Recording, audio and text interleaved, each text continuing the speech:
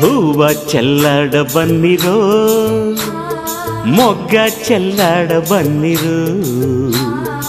ಆತ್ಮೀಯ ಜನಪದ ಸಿರಿ ವೀಕ್ಷಕರಿಗೆ ನಿಮ್ಮ ಜರಗನಹಳ್ಳಿ ಕಾಂತರಾಜು ಮಾಡುವ ನಮಸ್ಕಾರಗಳು. ಸ್ನೇಹಿತರೆ, ಅತ್ಯಂತ ನಿರ್ಲಕ್ಷ್ಯಕ್ಕೆ ಒಳಗಾಗಿದ್ದಂತಹ ಚರ್ಮವಾದ್ಯಗಳನ್ನು ಅಂತಾರಾಷ್ಟ್ರೀಯ ಮಟ್ಟಕ್ಕೆ ಕೊಂಡೊಯ್ದ ಕೀರ್ತಿಯನ್ನು ಹೊಂದಿರತಕ್ಕಂಥ ನಮ್ಮ ಕರ್ನಾಟಕದ ಹೆಮ್ಮೆಯ ಜಾನಪದ ಕಲಾವಿದರು ಮೈಸೂರಿನ ನಗಾರಿ ಮಂಜು ಅವರು ಇವತ್ತು ನಮ್ಮ ಜನಪದ ಸಿರಿ ಸ್ಟುಡಿಯೋ ಸರ್ ಇದ್ದಾರೆ. ಸ್ನೇಹಿತರೆ, ಅವರನ್ನ ಸ್ವಾಗತ ಕೋರೋಣ. ಮಂಜು ಸರ್ ನಮಸ್ಕಾರ, ಕಾರ್ಯಕ್ರಮಕ್ಕೆ ಸ್ವಾಗತ. ಜಾನಪದ ಜಾತ್ರೆಯ ವೇದಿಕೆಯಲ್ಲಿ ನೋಡಿದ ನಾನು ತಮ್ಮನ್ನ.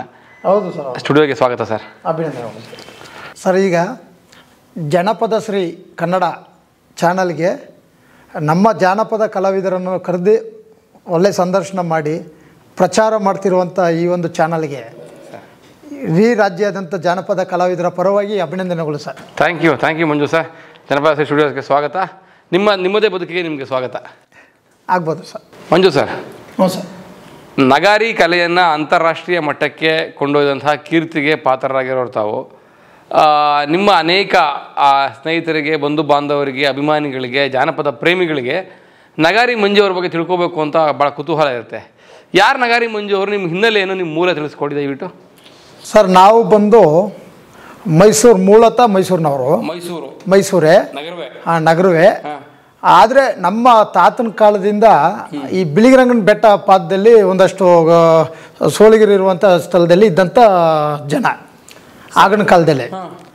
ಆಗ ಏನು ಮಾಡ್ತಿದ್ರು, ಮಹಾರಾಜರು ನಾಲ್ವಡಿ ಕೃಷ್ಣರಾಜ ಒಡೆಯರು ಈ ಬೇಟೆಗಾಗಿ ಹೋಗ್ತಿದ್ದಾಗ ಆಗ ನಮ್ಮ ತಾತನ ಕಾಲದಲ್ಲಿ ನಗಾರಿ ಬಾರಿಸೋದು ಈ ಮಾಮೂಲಿ ಚರ್ಮವಾದ್ಯಗಳಲ್ಲಿ ರಿದಮ್ ಸೆಕ್ಷನ್ ಮಾಡ್ತಿದ್ರು. ಆ ಚರ್ಮವಾದ್ಯ ರಿದಮ್ ಮಾಡ್ತಿದ್ದಾಗ ಅವ್ರನ್ನ ಕರ್ಕೊಬಂದು ಮೈಸೂರಲ್ಲಿ ಉಳಿಸ್ಕೊಬಿಟ್ಟಿದ್ರು. ಏನಕ್ಕೆ ಮಹಾರಾಜರು ಬೇಟೆ ಆಡೋಕ್ಕೂ ನಿಮ್ಮ ಚರ್ಮವಾದ್ಯಕ್ಕೂ ಏನು ಸಂಬಂಧ? ಅಂದರೆ ನಾವು ಕಾಡಲ್ಲಿ ಇರುವಂಥ ಒಂದಷ್ಟು ವ್ಯವಸ್ಥೆನ ಅಲ್ಲಿ ಹೂಡಿಕೆ ಇದ್ದಂಥವ್ರನ್ನ ಕರ್ಕೊಬಂದು ಮೈಸೂರಲ್ಲಿ ಕಾರ್ಮಿಕರಾಗಿ ಕೆಲಸ ಕೊಟ್ಟಂಥವ್ರು. ಏನು ಕೆಲಸ? ಪೌರ ಕಾರ್ಮಿಕರಾಗಿ. ಸರಿ. ಅಂದರೆ ಆ ಭಾಗದಲ್ಲಿ ಯಾವುದೇ ಒಂದು ಇದಿಲ್ದಿರೋದಾಗ ನಗಾರಿ ನುಡಿಸ್ಕೊಂಡಿದ್ದಂಥ, ಅಂದರೆ ಆಗಿನ ಕಾಲದಲ್ಲಿ. ಅಂದರೆ ನೀವೆಲ್ಲ ಅರಣ್ಯವಾಸಿಗಳ, ಕಾಡಲ್ಲಿ ವಾಸ ಮಾಡ್ತಿದ್ದವರು. ಸರಿ. ಹಾಂ. ಅವ್ರಿಗೆ ಮಹಾರಾಜರು ಪುನರ್ವಸತಿ ಕಲ್ಪಿಸ್ಕೊಟ್ರು, ಮೈಸೂರು ನಗರಕ್ಕೆ ಕರ್ಕೊಂಡು ಬಂದು ಅಂತ. ಹೌದೌದು. ಸರಿ. ಆಮೇಲೆ ನಂತರ ಮೈಸೂರಿಗೆ ಬಂದ ನಂತರ ನಮ್ಮ ತಾತ, ಅಂದರೆ ತಾತ ಅವ್ರ ತಂದೆ ರಂಗ ಅಂತ, ರಂಗಣ್ಣವರು ಅವ್ರ ತಂದೆ ಕರ್ಪ ಅಂತಿದ್ರು. ಅವ್ರು ಆಗ್ಲಿಂದನೇ ನಗಾರಿನ ರೂಪಿಸ್ಕೊಬತ್ತಿದ್ರು. ನಗಾರಿ, ತಮಟೆ. ಈಗ ಹಬ್ಬ ಹುಣ್ಣಿಮೆಗಳು ಮತ್ತು ಯಾವುದೋ ಒಂದು ವಿಶೇಷ ಕಾರ್ಯಕ್ರಮಗಳಾದಾಗ ಆ ಕಾರ್ಯಕ್ರಮಕ್ಕೆ ತಮಟೆ, ನಗಾರಿ ಇಲ್ಲದೆ ಯಾವುದೇ ಕಾರ್ಯಕ್ರಮವನ್ನು ಆಯೋಜನೆ ಮಾಡೋಕ್ಕಾಗ್ತಾ ಇರಲಿಲ್ಲ. ಅಂದರೆ ಆಗಿನ ಕಾಲದಲ್ಲಿ ನಾವು ಏನೋ ಒಂದು ವಿಚಾರ ಸಾರಬೇಕಾದ್ರೂ ಕೂಡ ನಗಾರಿ ಮೂಲಕನೇ ಸಾರಿಸ್ತಿದ್ರು. ಈಗ ನಮ್ಮ ಮೈಸೂರಿಗೆ ತಂದಂಥ ವಿಚಾರ ಏನಂತಂದರೆ, ನಗಾರಿ ಮೂಲಕ ಏನೋ ಒಂದು ವಿಶೇಷ ಆದಂಥ ಕಾರ್ಯಕ್ರಮಗಳಾಗಲಿ, ಸುದ್ದಿ ಆಗಲಿ, ಅದನ್ನು ಮುಟ್ಟುವಂಥ ಕಾರ್ಯಕ್ರಮನ ಮಹಾರಾಜರಾಗಲೇ ನಮ್ಮ ತಾತನ ಕೊಡ್ತಿದ್ರು. ಅಂದರೆ ಒಂದು ವಿಷಯವನ್ನ ಸಾರ್ತಕ್ಕಂಥದ್ದು, ಎಲ್ಲ ಪ್ರಚಾರ ಮಾಡುವಂಥ ಕೆಲಸ, ಪ್ರಸಾರ ಮಾಡ್ತಕ್ಕಂಥದ್ದು. ಹೌದು. ಅದನ್ನ ಮಾಡ್ತಾ ಹಾಗೆ ಬರ್ತಾ ಅಲ್ಲಿಂದ ವೃತ್ತಿಗೆ ಬಂದರು. ಪುರಾತನ ಮಾಧ್ಯಮ ನಿಮ್ಮ ನಗಾರಿ. ಹೌದೌದು, ತುಂಬಾ ಹಳೆ ನಗಾರಿ. ನಿಜ. ಅದನ್ನ ಒಂದು ಪ್ರಚಾರದ ವಸ್ತುವಾಗಿ ಬಳಸ್ತಾ ಇದ್ದಂಥದ್ದು. ಹೌದು, ಆಗಿನ ಕಾಲದಲ್ಲೇ. ನನಗೆ ಇಲ್ಲಿ ಒಂದು ಸಣ್ಣ ಒಂದು ಗ್ಯಾಪ್ ಕ್ರಿಯೇಟ್ ಆಯ್ತು. ಏನಂದ್ರೆ, ನಿಮ್ಮ ಪೂರ್ವಜರು ಕಾಡಲ್ಲಿ ಮಾಡಿದಂಥ ಕೆಲಸ ಏನು, ಮೈಸೂರು ಮಹಾರಾಜರು ನಿಮ್ಮನ್ನ ಯಾಕೆ ಕರ್ಕೊಂಡು ಬಂದರು ಮೈಸೂರಿಗೆ? ಇದೊಂದು ಸ್ವಲ್ಪ ಸ್ಪಷ್ಟತೆ ಕೊಡ್ಬೋದಾ ನನಗೆ ದಯವಿಟ್ಟು? ಹೌದು. ಏನಂತಂದ್ರೆ, ಆಗಿನ ಕಾಲದಲ್ಲಿ ಮಹಾರಾಜರು ಬಿಳಿಗಿರಂಗನ ಬೆಟ್ಟ ಪಾದ ಆ ಭಾಗದಲ್ಲಿ, ಹೌದು, ಕೇಗುಡಿ ಅರಣ್ಯಕ್ಕೆ ಅವರು ಬೇಟೆಗೆ ಬರ್ತಾ ಇದ್ರು. ಬೇಟೆಗೆ ಹೋಗ್ತಿದ್ದಾಗ ಇವರು ಕಾಮನ್ ಆಗಿ ನಗಾರಿಗಳನ್ನ ನುಡಿಸೋದು, ತಯಾರಿ ಮಾಡೋದು, ರಾಜರು ಬಂದ್ರು ಅಂತ ಆ ಸಂದರ್ಭಗಳೆಲ್ಲ ಸಂದರ್ಶನಕ್ಕೆ ಹೋಗಿದ್ದಾರೆ.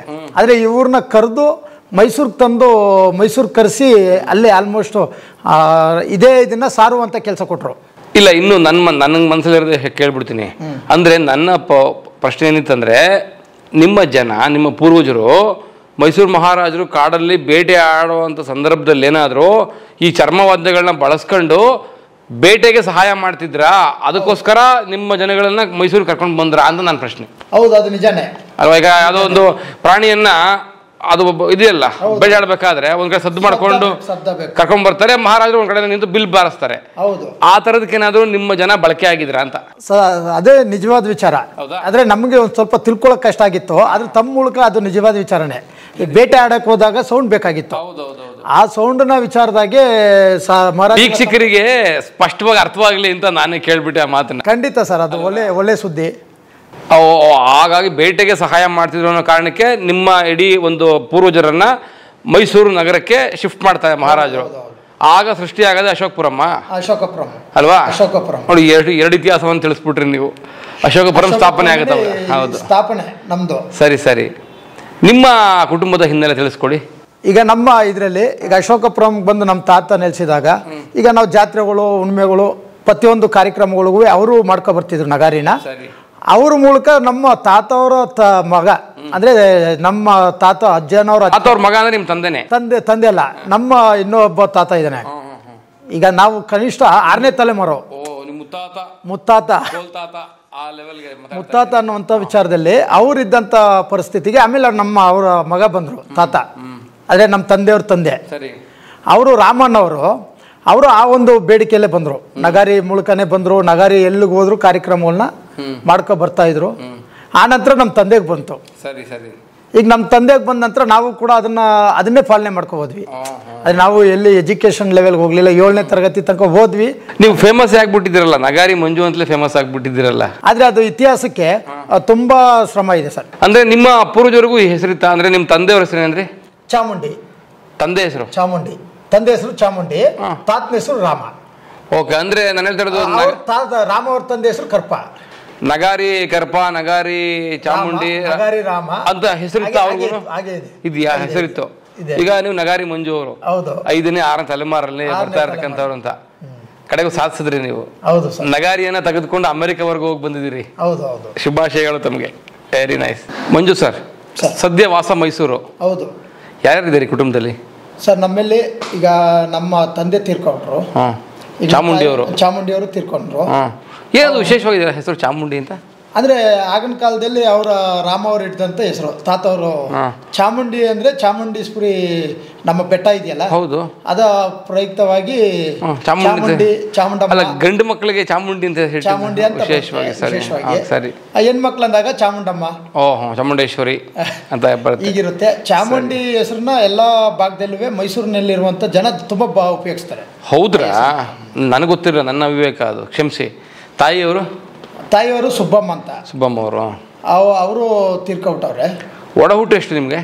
ನಮ್ಗೆ 3 ಜನ ಅಣ್ಣ ತಮ್ಮದಿರಿಬ್ರು, ಒಬ್ರು ತಂಗಿ ಇದ್ದಾರೆ. ಎಲ್ಲರೂ ಸೆಟಲ್ಡ್? ಎಲ್ಲ ಸೆಟ್ಲ್ಡ್. ಅಂದ್ರೆ ಜನಪದದಲ್ಲೇ ಇದ್ದಾರೆ ಎಲ್ಲರೂ? ಇಲ್ಲ, ಅವರೆಲ್ಲ ಬೇರೆ ಬೇರೆ ವೃತ್ತಿ ಎಲ್ಲವ್ರೆ.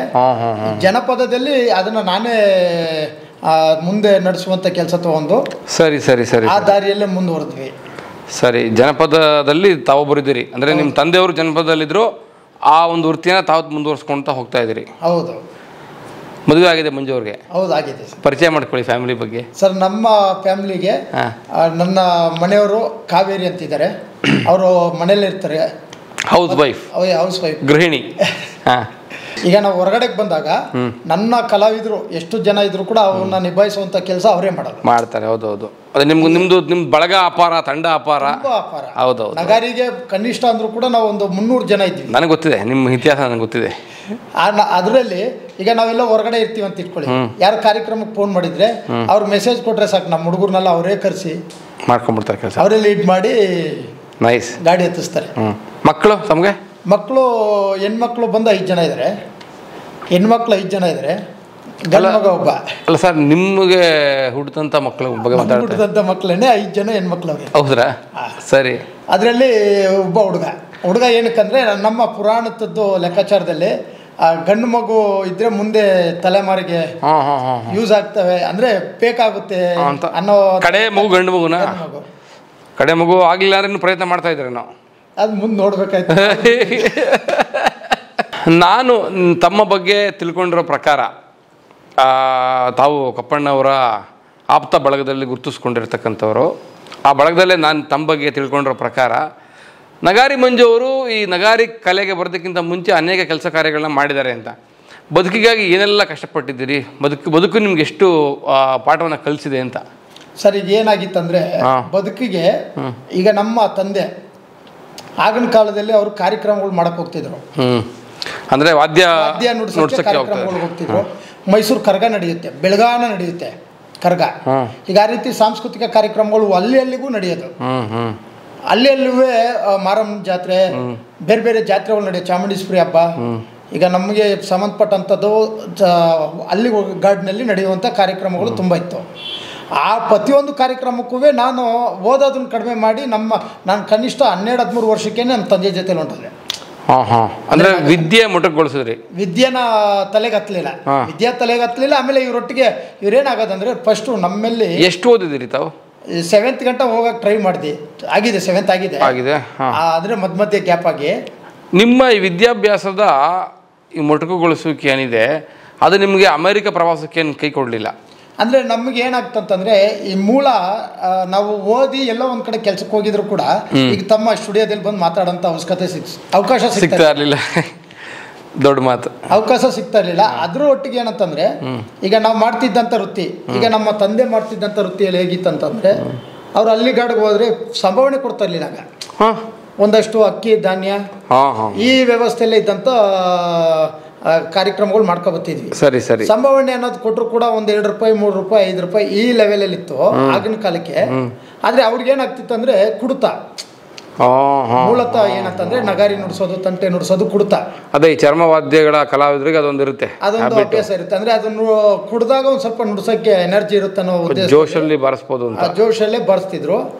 ಆಗೇನಾಗೋದಂದ್ರೆ ಆಗ್ಲೂ ಕೂಡ ನಮ್ಮನ್ನ ಸಾಕಿದ್ದೇನಂದ್ರೆ ನಮ್ಮ ತಾಯಿ ತುಂಬಾ ಕಷ್ಟಪಡ್ತಿದ್ರು. ಸುಬ್ಬಮ್ಮ ಕಷ್ಟಪಡ್ತಿದ್ರು. ಕಾರಣ ಏನಂದ್ರೆ ಇವ್ರು ಕುಡಿದ್ಬಿಟ್ಟು ಕಾರ್ಯಕ್ರಮಗಳು ಮುಗಿಸ್ಕೊಬಂದು ಮನೇಲಿದ್ರು ಕೂಡ ಅವರು ಒಂದು ಸ್ವಲ್ಪ ಕೂಲಿ ಗೀಲಿ ಮಾಡ್ಕೊಂಡು ಆ ಜೀವನ ನಡೆಸ್ಕೊಬಂದಂತ ವ್ಯವಸ್ಥೆಯಲ್ಲಿದ್ರು. ಮಕ್ಳಿಗೆ ಸಾಕ್ಲಿಕ್ಕೆ ಆ ಒಂದು ಇದರಲ್ಲೇ ಬಂದಾಗ ನಾನು ಕೂಡ ಏನಾಯ್ತು, ಇವ್ರನ್ನ ಎಲ್ಲಾರು ಬಿದ್ದು ಏನಾರು ವ್ಯತ್ಯಾಸ ಆಗುತ್ತಲ್ಲ ಅನ್ನೋ ಉದ್ದೇಶನ ಇವ್ರ ಜೊತೆಲೇ ಫಾಲೋ ಮಾಡಿದ್ವಿ. ಎಜುಕೇಶನ್ ಕಡೆ ಗಮನ ಕೊಡೋದು ಕಮ್ಮಿ ಬಿಟ್ಟು ಇವ್ರ ಜೊತೆಲೆ ಓಡಾಟ. ಅಂದ್ರೆ ಯಾರು ನಿಮ್ಮ ಅಣ್ಣ ತಮ್ಮರು ಯಾರು ಓದ್ಲಿಲ್ವಾ? ಇಲ್ಲ, ಅವರು ಒಬ್ಬ SLC ಆಗೋನೆ, ಇನ್ನೊಬ್ಬನು ಓದೋನೆ 8ನೇ ತರಗತಿ ತನಕ. ಅವರು ಆಟೋ ಓಡಿಸ್ಕೊಂಡಿರ್ತಾನೆ. ಇನ್ನೊಬ್ಬ ತಮ್ಮ ಬಂದು ಅವನಿಗೆ ಯೂನಿವರ್ಸಿಟಿಯಲ್ಲಿ ಕೆಲಸ ಮಾಡ್ತಾವನೆ. ಅವ್ರ ಜೀವನ ಸರ್ಕಾರಿ ಕೆಲಸ, ಅವರ ಜೀವನ ಅವ್ರವ್ರು. ಅದು ಅಂದ್ರೆ ಸರ್ಕಾರಿ ಕೆಲಸದಲ್ಲೂ ಕೂಡ ಅವ್ರವ್ರ ಜೀವನಕ್ಕೆ ಏನೇನು ಬೇಕು ಅವ್ರವ್ರು ಫಾಲೋ ಮಾಡ್ಕೊಂಡು ಹೋಗ್ತಾ ಇದ್ದಾರೆ. ನಮ್ಮ ಕಡೆಗೆ ಯಾರು ಬರಲಿಲ್ಲ. ಸರಿ ಅಂದ್ರೆ ಕಲೆಗೆ ಯಾರು ಬರಲಿಲ್ಲ. ಸರಿ ಪರವಾಗಿಲ್ಲ. ಪೂರ್ವಜರ ಕಲೆನ ಉಳಿಸೋಕೆ ಒಬ್ಬರಿದ್ರು ಸಾಕು. ಇದ್ದೀವಿ ಸರ್ ಈಗ. ನೈಸ್. ನಂತರ ಬೇರೆ ತಾವೆಲ್ಲ ಜೀವನಕ್ಕೋಸ್ಕರ ಏನು ಕೆಲಸ ಮಾಡಿದ್ರಿ ಸರ್? ನಾನು ಅದೇ ಹೇಳಿದ್ನಲ್ಲ ಸರ್, ಆಲ್ಮೋಸ್ಟು ಕಲೆಯಲ್ಲೇ ಬಂದೆ. ಅಂದರೆ ಬೇರೆ ಕೆಲಸ ಅಂದರೆ ಹೋಗಲಿಲ್ಲ. ಒಂದು ಸ್ವಲ್ಪ ದಿನ ಕ್ಯಾರಸ್ಪೇಟ್ಲಲ್ಲಿ ಮಾರ್ಚರಿಯಲ್ಲಿ ಕೆಲಸ ಮಾಡ್ತಿದ್ದೆ. ಸಭಾಗಾರದಲ್ಲಿ ನಮ್ಮ ಮಾವನ ಕೆಲಸ ಮಾಡ್ತಿದ್ದೆ ಸ್ಟಾರ್ಟಿಂಗಲ್ಲಿ. ಅಂದರೆ ಅವ್ರು ಕ್ಯಾರಸ್ಪೇಟ್ಲಲ್ಲಿ ಕೆಲಸ ಮಾಡ್ತಿದ್ರು. ಅವ್ರ ಜೊತೆಲಿ ಒಂದು ಸ್ವಲ್ಪ ಹೋಗಿ ಹೆಲ್ಪ್ ಮಾಡೋದು, ಅಂದರೆ ಕಾರ್ಯಕ್ರಮಗಳು ಇಲ್ಲದೆ ಸಂದರ್ಭದಲ್ಲಿ ಅವ್ರ ಜೊತೆಲಿ ಹೆಲ್ಪ್ ಮಾಡೋದು. ಆ ಒಂದು ಇದರಲ್ಲಿ ಶವಾಗಾರಲ್ಲಿ ಏನು ಕೆಲಸ ಸರ್? ನಾವು IC ವಾರ್ಡಲ್ಲಿ ಇರ್ತಿದ್ವಿ. IC ವಾರ್ಡಿಂದ ತಗೋಗಿ ಅಲ್ಲಿಗೆ ಹಾಕೋದು ಏನು ಡೆಡ್ ಬಾಡಿಗಳನ್ನ. ಓಹೋ, ಅದೇ ನಿಮ್ಗೆ ಧೈರ್ಯ ಜಾಸ್ತಿ. ಹೋಗ್ತಿದ್ವಿ ಹೋಗ್ತಿದ್ವಿ. ಆ ನಂತರ ಹಂಗೆ ಈ ಕೆಲಸದ್ದು ಒತ್ತಡದಲ್ಲಿ ಆಮೇಲೆ ಇಲ್ಲಿ ಪಿಕಪ್ ಆಯಿತು, ನಗಾರಿ ಪಿಕಪ್ ಆಯಿತು. ಅದೇ ಈಗ ನನಗೆ ನಿಮ್ಮ ಬಗ್ಗೆ ಯಾಕೆ ಗೌರವ ಜಾಸ್ತಿ ಅಂದರೆ ನಗಾರಿ ಕಲೆಯನ್ನು ಇಂಟರ್ನ್ಯಾಷನಲ್ ಲೆವೆಲ್ಗೆ ಕೊಂಡೋಗಿಬಿಟ್ಟಿದ್ದೀರಿ ತಾವು. ಅದೊಂದು ತುಂಬ ಸಂತೋಷ. ಪ್ರತಿ ಜನಪದ ಕಲಾ ಪ್ರಕಾರಗಳಲ್ಲಿ ಎಲ್ಲೋ ಒಬ್ಬರು ಇಬ್ಬರು ಸಿಗ್ತಾರೆ. ಅಂದರೆ ಕಲೆಯನ್ನು ಬಳಸ್ಕೊಂಡು ಬದುಕು ನಡೆಸುವಂಥವ್ರು, ಕಲೆಯನ್ನು ಪ್ರದರ್ಶನ ಮಾಡ್ತಕ್ಕಂಥವ್ರು ಸಿಗ್ತಾರೆ ಹಲವಾರು ಜನ. ಆದರೆ ಆ ಕಲೆಗೆ ಮೆರುಗನ್ನು ತಂದು ಕೊಡ್ತಕ್ಕಂಥ ಕಲಾವಿದರುಗಳು ಕೇವಲ ಬೆರಳೆಣಿಕೆಯಷ್ಟಿರ್ತಾರೆ. ಅದರಲ್ಲಿ ನಗಾರಿ ಅಂತ ಬಂದರೆ ತಾವು ಅಂತ ನನಗೆ ಭಾಳ ಸಂತೋಷ, ನಿಮ್ಮ ಬಗ್ಗೆ ಗೌರವ. ಹೌದು ಸರ್. ಈಗೇನಾಗಿತ್ತಂದರೆ ನಮ್ಮ ಶ್ರೀನಿವಾಸ್ ಜಿ ಕಪ್ಪಣ್ಣ ಅಂತ ಇದ್ದಾರೆ. ಹೌದು, ಕಪ್ಪಣ್ಣ ಸರು ಮೈಸೂರು ಒಂದ್ಸರಿ ಸ್ಟಾರ್ಸ್ ಫೀಲ್ಡ್ ಲೈಟ್ ಇದಕ್ಕೆ ಕಾರ್ಯಕ್ರಮಕ್ಕೆ ಬಂದಿದ್ರು 93ರಲ್ಲಿ. ಪಂಜಿನ ಕವಾಯಿತಿ ಕಾರ್ಯಕ್ರಮ. ಹೌದು. ಅವ್ರು ಬಂದಂಥ ಸಂದರ್ಭದಲ್ಲೂ ಕೂಡ ನಾವು ಕಾರ್ಯಕ್ರಮದಲ್ಲಿ ಅವ್ರ ಜೊತೆಲಿ ಭಾಗವಹಿಸಿದ್ವಿ. ಆದರೆ ಆಗ ಅವ್ರ ಸಂಪರ್ಕ ಇಲ್ಲ. ಈ ಜನರಲ್ ಆಗಿ ನಾವು ಏನು ಕಲಾವಿದರಾಗಿ ಇದ್ವಿ ಆ ರೀತಿ ಕಲಾವಿದರಾಗಿ ನಾವು ಹೋದ್ವಿ, ಕಾರ್ಯಕ್ರಮ ಕೊಟ್ವಿ. ಗುಂಪಲ್ಲಿ ಗೋವಿಂದ ಆಗಿತ್ತು. ಆದರೆ ಆ ಕಾರ್ಯಕ್ರಮದಲ್ಲಿ ನೋಡಿದ್ವಿ ಯಾರನ್ನ, ಕಪ್ಪಣ್ಣ ಸರ್ನ. ಈಗ ಆ ನಂತರ ಹಂಗೆ ಕಾರ್ಯಕ್ರಮಗಳು ಮಾಡ್ಕೊ ಬರ್ತಿದ್ದಂಗೆ ನಾವು ಇಲ್ಲಿಗೆ ಬಂದಿವಿ. ನಮ್ಮ ಕಂಠೀರವ ಸ್ಟೇಡಿಯಂ ಓಪನ್ ಇತ್ತು, ನ್ಯಾಷನಲ್ ಕಾಲೇಜು, ನ್ಯಾಷನಲ್ ಗೇಮ್. ಹೌದು, 96ರಲ್ಲಿ. 96ರಲ್ಲಿ ಒಂದು 50 ಜನ ನಗಾರಿ ಇಟ್ಕೊ ಬಂದಿದ್ವಿ ನ್ಯಾಷನಲ್ ಗೇಮ್ಸ್ಗೆ. ಯಾರ ಕಪ್ಪಣ್ಣವರೇ ಕರೆಸಿದ್ದು. ಸರಿ, ಕಪ್ಪಣ್ಣವರೇ ಕರೆಸಿದ್ದು. ಆ ನಂತರ ಕೂಡ ಆಗ್ಲೂ ಕೂಡ ಅವ್ರು ಪರಿಚಯ ಆಗಲಿಲ್ಲ. ಆಗ್ಲೂ ಕೂಡ ಅವ್ರು ಇದ್ದಂತ ದೂರದ ನಂತರ ನಾವೇನ್ ಕೆಲಸ ಮಾಡಬೇಕು ಪರಿಚಯ ಇರಲಿಲ್ಲ. ಆದ್ರೆ ಆ ಕಲೆನ ಹೆಚ್ಚಾಗಿ ನಾವು ಬಳಸ್ಕೊಂತಿದ್ದಂತಂದ್ರೆ ಈ ಮೆರವಣಿಗೆಗಳು ಮಾಡ್ಕೊ ಬರ್ತಾ ಈ ಕಪ್ಪಣ್ಣ ಸರ್ ಲಿಂಕ್ ಆದ್ರು. ಅಂದರೆ ಹೆಂಗ್ ಲಿಂಕ್ ಆಯ್ತಂದ್ರೆ 2004-5 5-6 ಬರುತ್ತೆ ಜಾನಪದ ಜಾತ್ರೆ ಅಂತ ಮಾಡಿದ್ರು. 2006 ಕುಮಾರಸ್ವಾಮಿ ಮುಖ್ಯಮಂತ್ರಿ ಆದಾಗ ಸರಿಯಾ ಜಾನಪದ ಜಾತ್ರೆ ಅಂತ ಮಾಡಿದ್ರು. ಹೌದು. ಆಗ ಅವರು ಮೈಸೂರಲ್ಲಿ ಒಂದ್ಸರಿ ದಸರಾದಲ್ಲಿ ನೋಡಿದ್ರಲ್ಲ ನಗಾರಿನ, ಅವರೇ ಕರೆಸಿದ್ರು ಕಪ್ಪಣ್ಣವರೇ. ಅಲ್ಲಿ ನಗಾರಿ ನೋಡಿದ್ವಲ್ಲ ಅದನ್ನ ಕರೆಸಿ ಅಂದ್ಬಿಟ್ಟು ಅವ್ರು ಕರೆಸಿ ನಮಗೆ ಹೊರಗಡೆ ಮಾಡ್ತಿದ್ದಂಥ ಕಾರ್ಯಕ್ರಮಗಳು ಅಂದರೆ ನಮಗೆಲ್ಲೂ ಪ್ಲಾಟ್ಫಾರ್ಮ್ ಸಿಗ್ತಾ ಇರಲಿಲ್ಲ, ಮತ್ತೆ ಎಲ್ಲೋ ಕರೆಕ್ಟ್ ಆದಂಥ ನೆಲೆ ಇರಲಿಲ್ಲ. ನಾವೇನು ಕಾರ್ಯಕ್ರಮ ಮಾಡಿದ್ರೆ ಒಂಥರ ಮಾಡಿದ ತಕ್ಷಣ ಬಿಡೋದಷ್ಟೇ, ಮುಂದಿನ ಜೀವನ ಇಲ್ಲ. ಸರಿ, ಯಾವತ್ತು ಕಾರ್ಯಕ್ರಮ ನಡೆದ್ರೆ ಅವತ್ತೊಂದು ಜೀವನ. ಇಲ್ಲಿ ನಮಗೆ ಪ್ಲಾಟ್ಫಾರ್ಮ್ ಕೊಟ್ಟರು, ವೇದಿಕೆದು. ಹೊಟ್ಟೆಪಾಡಿಗೆ ಬಳಸ್ತಾ ಇದ್ದಂತಹ ಕಲೆಯನ್ನ ಪ್ರದರ್ಶನ ಕಲೆಯಾಗಿ ಮಾರ್ಪಾಡಿಸ್ಲಿಕ್ಕೆ ಕಪ್ಪಣ್ಣವ್ರು ಸಹಾಯ ಮಾಡಿದ್ರು ಅಂತ. ತುಂಬಾ ಸಹಾಯ ಮಾಡೋರು, ನಿಜ ನಿಜ, ತುಂಬಾ ಸಹಾಯ ಮಾಡವ್ರೆ. ಈಗ ನಮ್ಮ ಜಾನಪದ ಕಲಾ ಪ್ರಕಾರಗಳು ಎಷ್ಟವೋ ಅಷ್ಟು ಕೂಡ ಈಗ ಅದೊಂದು ಪ್ಲಾಟ್ಫಾರ್ಮ್ ಸಿಕ್ತು. ಹೌದು, ಒಳ್ಳೆ ವೇದಿಕೆ, ಅದು ಒಳ್ಳೆ ವೇದಿಕೆ ಸಿಕ್ತು, ಜಾನಪದ ಜಾತ್ರೆ. ಹೌದು, ಆ ವೇದಿಕೆ ಮೂಲ ಇದ್ದಿದ್ದೆ ಕಪ್ಪಣ್ಣ ಸರ್. ಅಂದ್ರೆ ಕಲಾವಿದರನ್ನ ಯಾವ ರೀತಿ ಡೈರೆಕ್ಟರ್ ಆಗಿದ್ರು, ನಿಜ ನಿಜ, ಅವರ ಒಂದು ನೇತೃತ್ವದಲ್ಲಿ ತುಂಬಾ ಕಾರ್ಯಕ್ರಮಗಳು ಮಾಡ್ಕೊಂಡು ಬಂದಿವಿ. ನಿಜ ನಿಜ ನಿಜ, ಸಾವಿರಾರು ಕಲಾವಿದರುಗಳಿಗೆ ವೇದಿಕೆ ಕಲ್ಪಿಸ್ಕೊಟ್ಟಂತ ಕೀರ್ತಿ ಕಪ್ಪಣ್ಣ ಸರ್ಗೆ. ಹೌದು ಸರ್, ಹೌದು ಅಲ್ವಾ? ಹೌದು, ನಾವೆಲ್ಲ ಅವ್ರ ಶಿಷ್ಯಂದ್ರು ಅಂತ ಹೇಳ್ಕೊಳ್ಳೋಕೆ ಹೆಮ್ಮೆ ಆಗುತ್ತೆ. ಖಂಡಿತ ಸರ್. ಯಾಕಂದ್ರೆ ಅಂಥವ್ರು ಒಬ್ರು ನಮಗೆ ಹಿನ್ನೆಲುಬಾಗಿರೋದ್ರಿಂದ ನಿಜ, ಬೆನ್ನೆಲುಬಿಗಿದ್ದಾರೆ ಸರ್. ಈಗಲೂ ಕೂಡ ನಾವು ಏನೋ ಒಂದು ಕಾರ್ಯಕ್ರಮ ಮಾಡಿದ್ರು ಕೂಡ ಅವರ ಒಂದು ಮುತುವರ್ಜಿ ಇಲ್ಲದೆ ನಾವು ಏನೂ ಮಾಡೋಕ್ಕಾಗಲ್ಲ. ಆದರೆ ಅಷ್ಟು ಕೆಲಸಗಳನ್ನ ನಮ್ಮನ್ನ ತೊಡಗಿಸ್ಕೊಂಡು ಕೆಲಸ ತೋರಿಸ್ಕೊಟ್ಟವ್ರೆ. ಹೌದು, ಕೆಲಸ ಕಲಿಸಿದ್ದಾರೆ, ಕಲಿಸಿದ್ದಾರೆ ಸರ್. ಬಹುತೇಕ ಈ ನಾಟಕದ ಹಿನ್ನೆಲೆ ಇದ್ದಿದ್ದರಿಂದ ಅವರಿಗೆ ಈ ಸಾಹಿತ್ಯ, ನಾಟಕ ಮತ್ತು ನಾಟಕ ಅಕಾಡೆಮಿ ಅಧ್ಯಕ್ಷರು ಕೂಡ ಆಗಿದ್ದರು ಕಪ್ಪಣ್ಣವರು. ಈ ಎಲ್ಲ ಹಿನ್ನೆಲೆಯ ಅನುಭವಗಳನ್ನು ಅವರು ಏನು ಓದಿ ಅಥವಾ ದೇಶವನ್ನು ತಿರುಗಿ ನೋಡಿದಂತಹ ಅನುಭವಗಳನ್ನೆಲ್ಲ ಅಶಿಕ್ಷಿತ ಜನಪದ ಕಲಾವಿದರೆಲ್ಲರಿಗೂ ಕಲಿಸಿದ್ದಾರೆ.